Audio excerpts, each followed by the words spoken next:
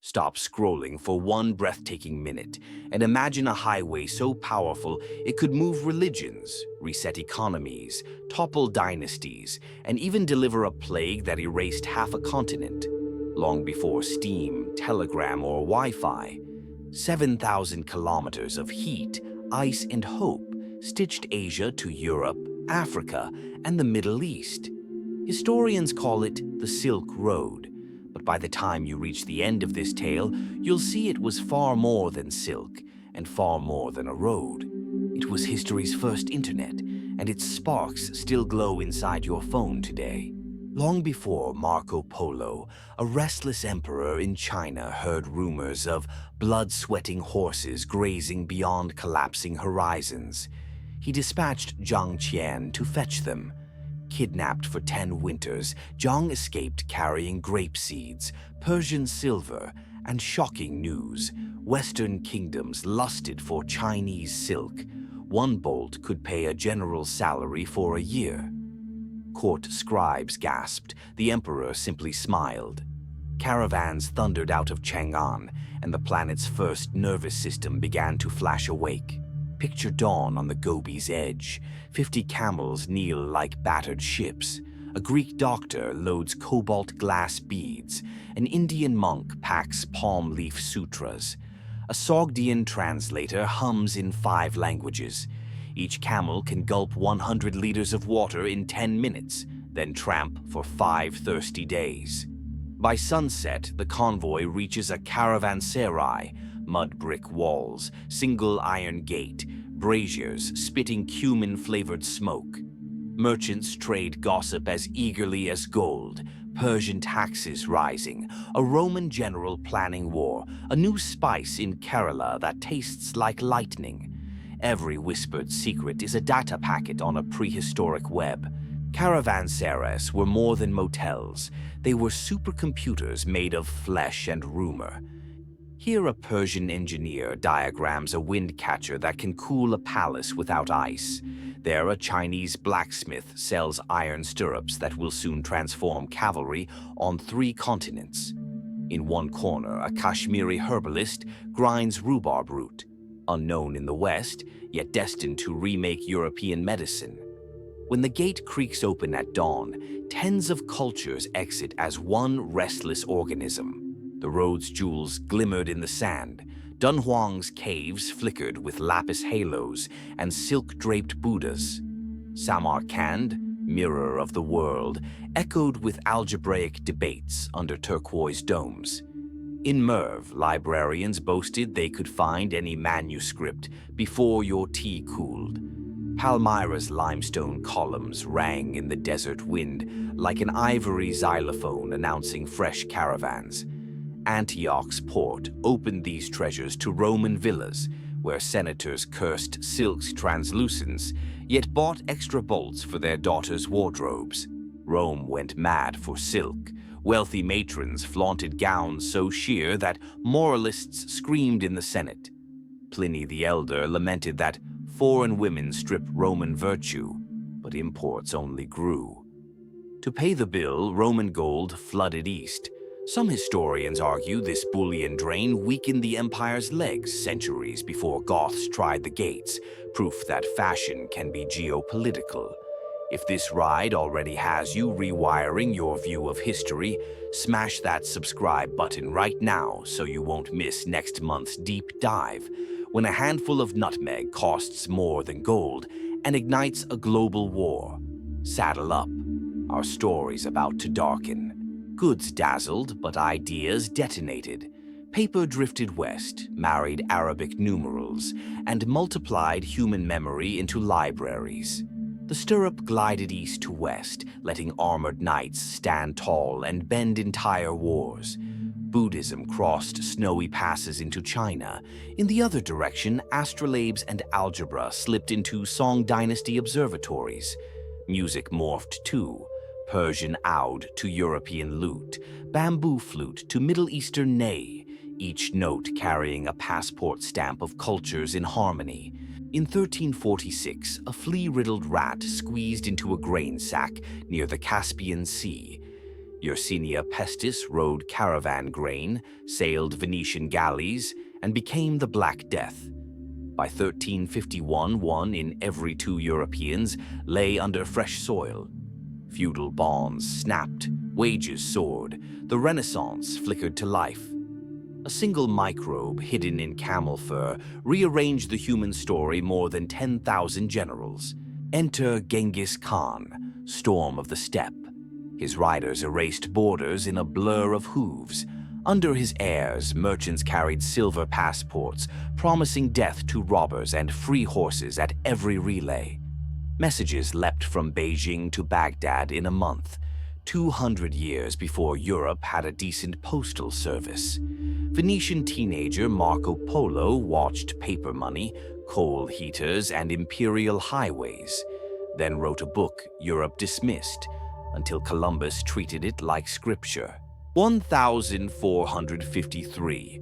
Ottoman cannons crashed through Constantinople, land tolls spiked, caravans stalled.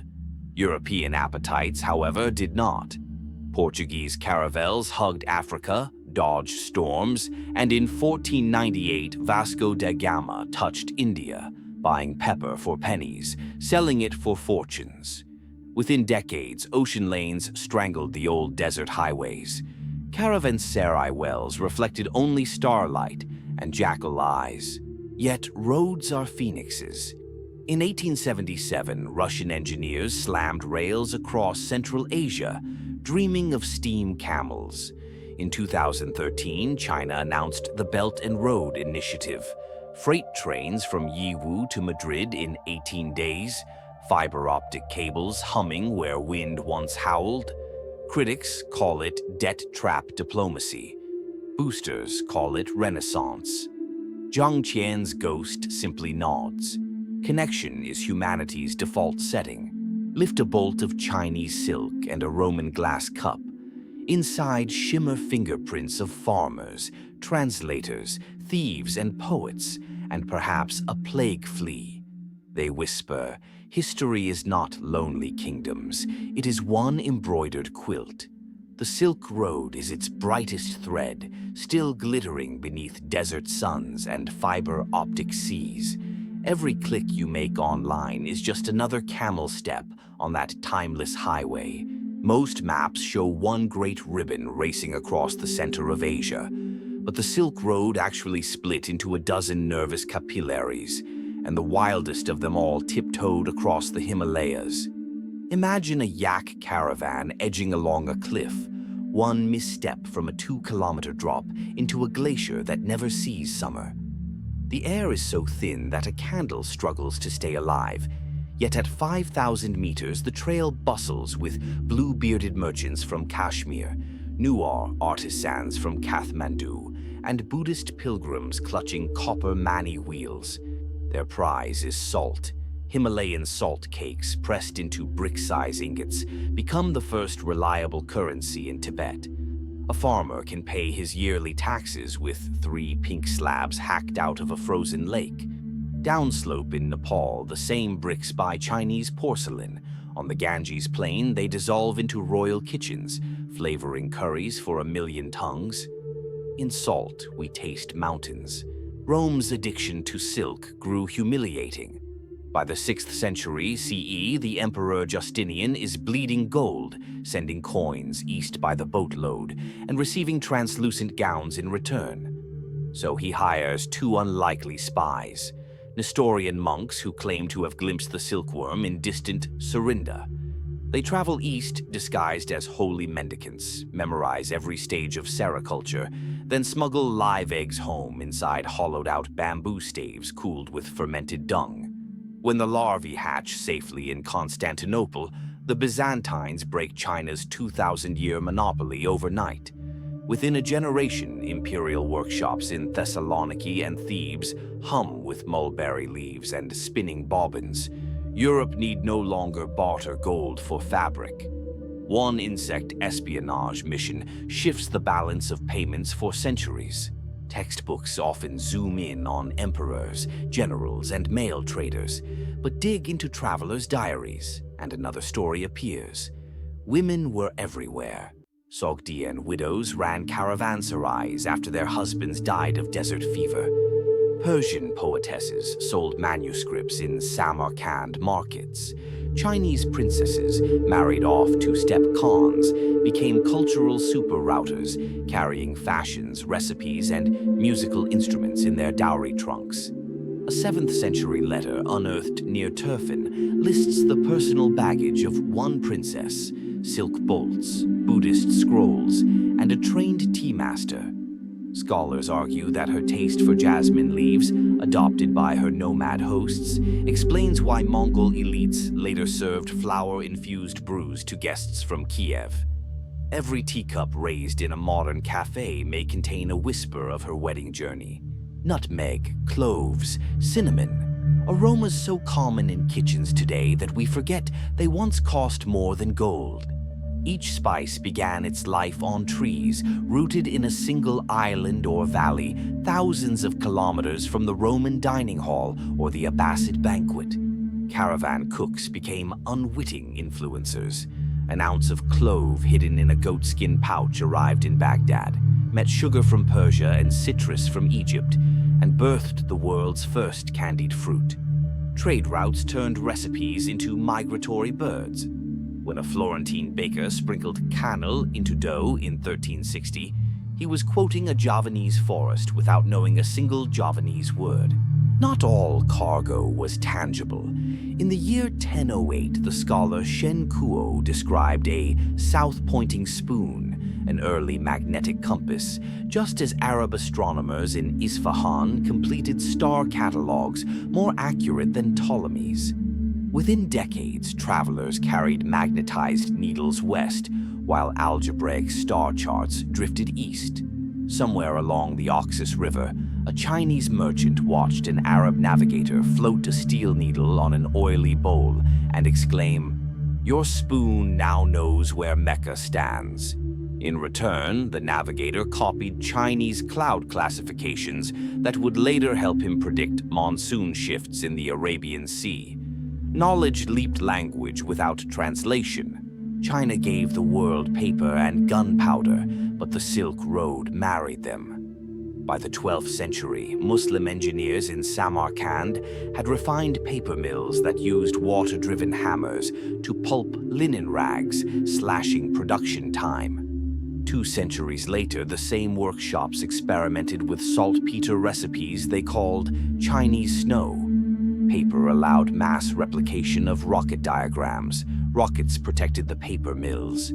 Europe, still writing on calfskin, could not compete until Mongol invasions accidentally delivered both secrets to Mediterranean fortresses.